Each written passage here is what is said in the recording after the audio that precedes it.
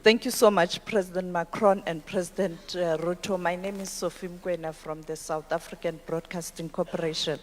My question is that there's a perception out there, particularly from the Africans on the continent, that the continent was shortchanged during colonialism, and we are likely going to do the same, see the same. Can you kindly assure Africans on the continent that this time around this will not be the case? Thank you very much. Thank you very much.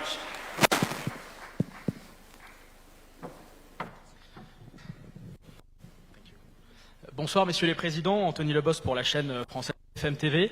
Une question d'abord à tous les deux. Après les accords... So some major agreements, you've got the G7 upcoming, and Mr. Ruto, you will be representing Africa there. Question, what progress, tangible progress has been made? What do you expect to get at the G7 with the others present? And the second question for President Macron, and concerning the hantavirus risk, could you please tell us, is France ready to face another epidemic if this indeed continues? And we know that that there are lots of questions being asked about France's health protocols. Thank you.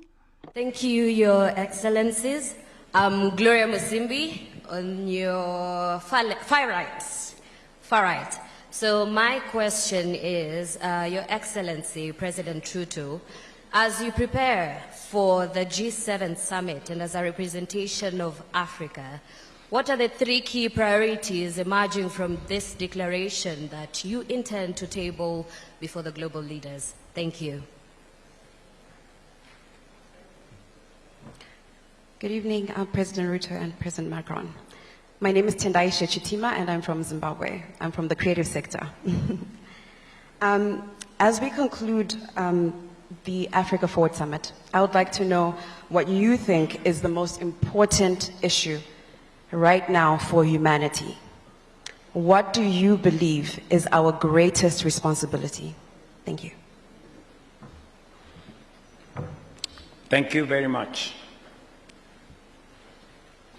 Let me begin with a question from Sophie. Sophie, I think, from SABC. And yes, this continent was a victim of brutal colonialism, all the way to slave trade, exploitation, and everything in between. The African Union led in the charge for independence. We now have 54 independent states. You have asked us what assurance we can get that this will not be repeated again. I can tell you without fear of any contradiction that we do not need any assurance from anybody. We will do it ourselves. We will not allow ourselves again, as leaders from this continent, we will take charge of our own destiny. And that is why a conference like this is taking place in Nairobi, because we are recalibrating our relationship with our partners. And we have been absolutely clear that this is a relationship of equals. At the heart of this relationship is sovereign equality. At the heart of this relationship is not extraction, is not exploitation. It is investment for mutual benefit. And we are not entitled. We are not asking, to be favored. No. We are asking that we know we have responsibilities. We also know that others have responsibilities. And the reason why we had a candid conversation this afternoon, even amongst ourselves as Africans, there are things we can do for ourselves. The challenge is when you go and seek for help for things you can do for yourself. We cannot continue that way. And we are saying we are up to the task. Let me give you an example. We had a candid conversation this afternoon that while we go and look for financing our projects using other people's money, we have money in Africa. We have $4 trillion of savings in our pension funds, in our insurance companies, in our reinsurance companies, and yet we are not using that money to fund our own development. The first thing we need to do, and we have agreed with Africa Development Bank, we have agreed with Afri-Exim, we have agreed with Trade Development Bank, Africa Finance Corporation, that before we go and look for money from other people, we must structure our own DFIs to unlock these $4 trillion of our own resources to finance our development. So, we will not allow ourselves to be exploited again, because we know what we must do. And what we are saying is we don't want to also blame others for our own mistakes. President Kagame told us today that nobody owes us development. We owe it to our own selves.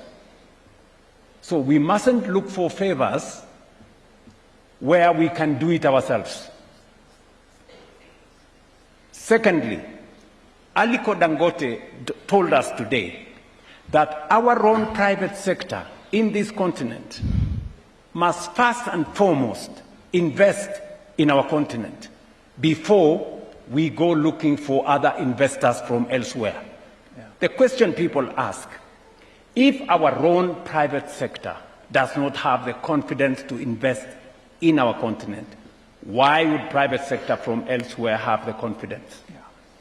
If we are not ready to mobilize our own resources here in Africa, resources that are available to us in pension funds, in insurance companies, why would anybody else use their savings to finance our own development? So first things first, we must take the lead as Africans, as policymakers, as private sector leaders in taking charge of our own development. Any other support we get from friends like Macron and other people will be secondary. To answer your question, we will not allow ourselves again to be slaves of anybody.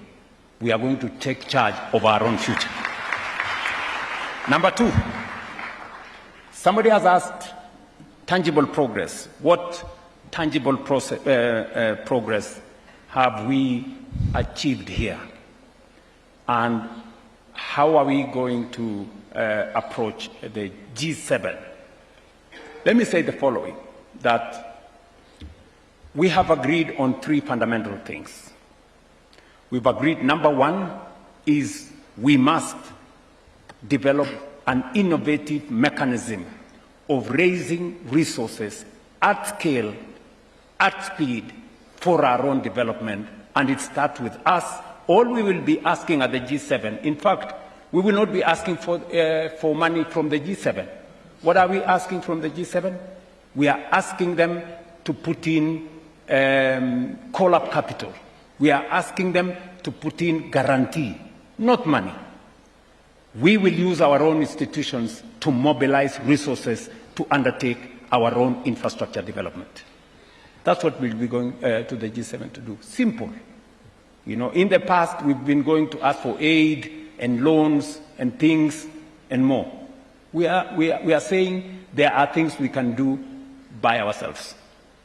Number two, we will be having a conversation as an outcome of this meeting on our human capital dividend.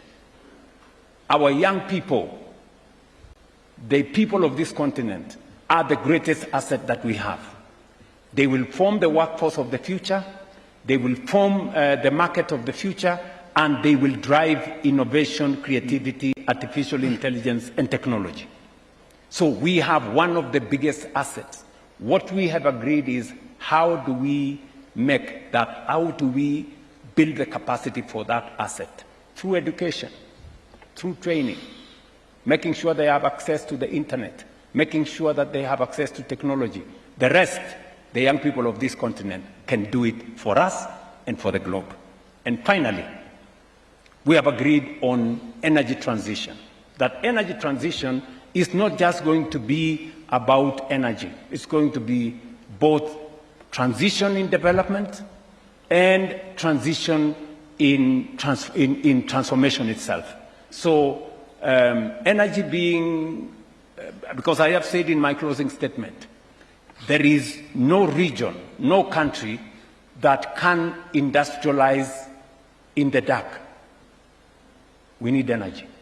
So these are the three most important things that I see as a take-home from this conference. And I'm very, very proud of the outcome of this conference. And I want to thank my brother, Macron, for being here with us, using his network to work with us. And we came here as heads of state because we know that first and foremost, it is our responsibility as heads of state in this government to take charge of our own development. My good brother is here as a friend, and we can only leverage on his friendship to be able to get to others so that we can fashion one trajectory for development together. Mr. President. Merci, Président. Thank you very much, Mr. President.